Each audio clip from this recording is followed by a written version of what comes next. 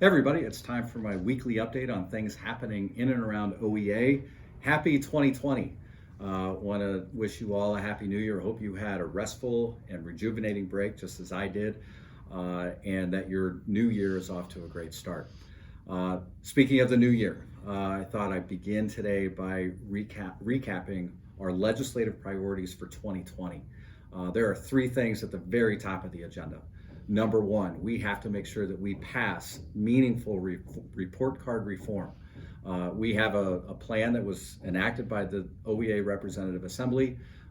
We have a lot of momentum in the legislature for getting rid of A to F report card grades.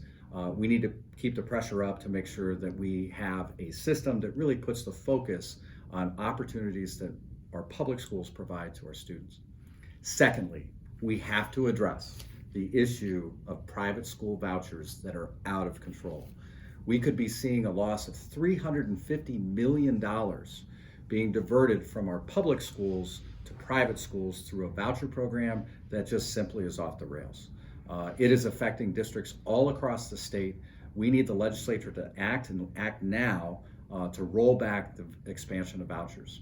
We're exploring all options in terms of the best way to do that, but what I need from you is that you contact your representative and your senator and demand that they take action to stop funneling resources out of our public schools.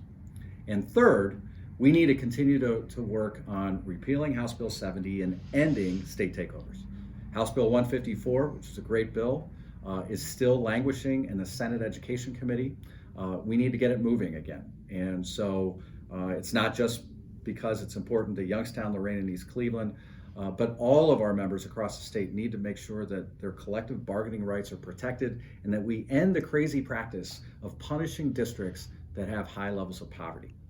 So vouchers, report cards, House Bill 154, while we also continue to work on meaningful reduction in testing and a fix to our broken school funding system. So those are the big picture issues that we're going to continue to talk about in the coming weeks and months. More immediately, I want to talk about something that's happening tonight.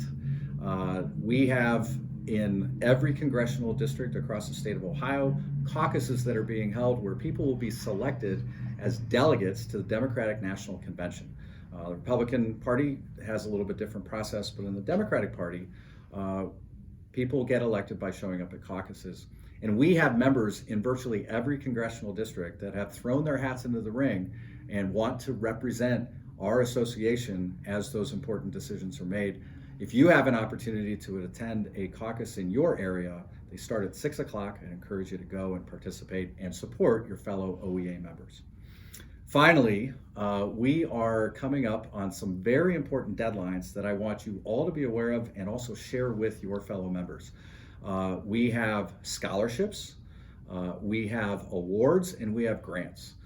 Individuals as well as local affiliates can all tap into lots of financial resources that OEA and the OEA Educational Foundation have to offer to support creativity, innovation, support hardworking people that are working to continue their advanced education, and just recognize really good leadership in our profession.